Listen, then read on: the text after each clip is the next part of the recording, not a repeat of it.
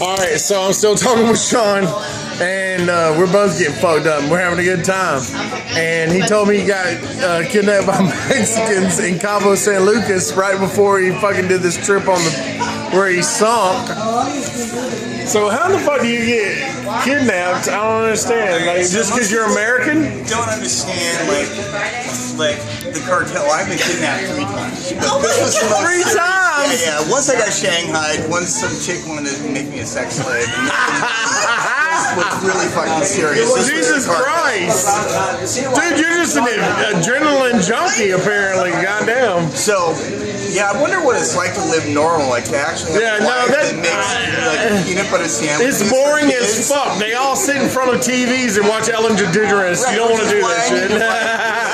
I need to write. So anyway, I'm sailing south from here, basically, on my 43-foot boat. I wind up in Cabo San Lucas. I'm anchored out there. His father's and then second sweetheart wife got all the money when his father passed away. Yeah, it was horrible. So anyway, I'm in, like you might have heard Dave in the background talk a little bit about it.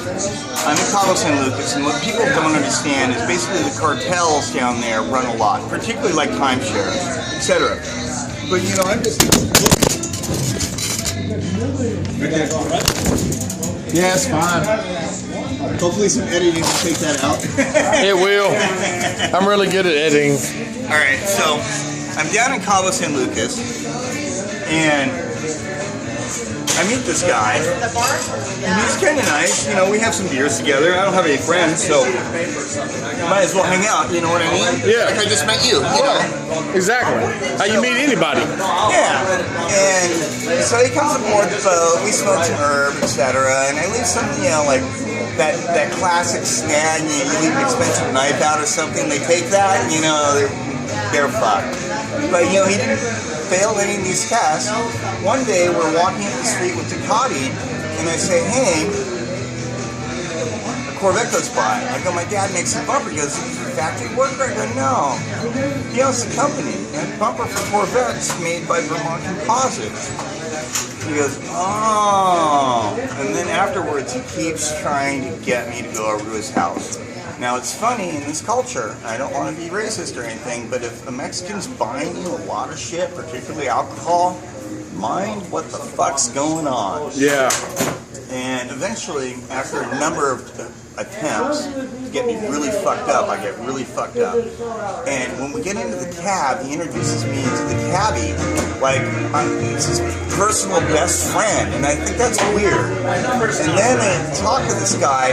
He never mentioned a roommate before, so I got to call my roommate and say, I'm bringing someone over. So I'm all like, all right. And then he's talking to his roommate, this one that I haven't heard of, and then he's all like, Rico Papa, muy Rico Papa. He says it 3 fucking times. I'm like, what the fuck's he talking about my rich dad for? And then he wasn't, you know, my language isn't that good. When I'm down there, it's better, but it wasn't like he said, we'll be by in a minute. It was more like, we'll drop him off in a minute. I caught that. I look at this guy and I say, hey, am I being abducted? And he goes, yeah, bro, you're being kidnapped. Sit back, relax, and get through this okay.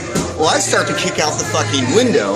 I was in a van, a taxi van, and I'm like in that seat thing there. And at first the taxi van wants to stop, but then they're like, oh fuck, we got valuable cargo, so they sped up. I don't know how fast it was. It was between 15 to 35 miles an hour when I dove headfirst out of that fucking window and ran like a motherfucker. Well, I had no idea where it was, so I go into this liquor store, I'm all like, Policia, Cerrato, Eduardo.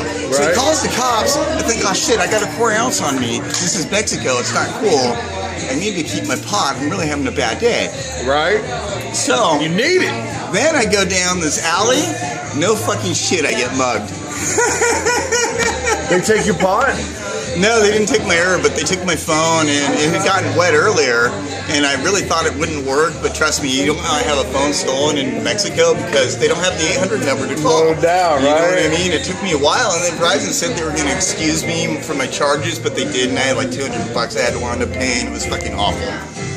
What else did they get? Oh, I had no money on me, but they got my phone. Dude, that's crazy. Yeah. I had a friend that got stabbed in Nicaragua. Nicaragua. Yeah, he got stabbed. He was right on the coast. There was some kind of thing go down, and he didn't have anything to do with it. And he just got caught up in the crowd that was like pushing against him, and one guy just like stabbed him like 5 times. And next thing he knows, he's dead. Nicaragua used to be a really bitchin' country. You know, you used to be able to go down there, and it was really cool. But you know, I've talked with cruisers, and Nicaragua is a country you don't want to go to anymore. Yeah, some crazy stuff going on. Yeah. I might have to buy Sean another motherfucking beer. What? Thanks, man.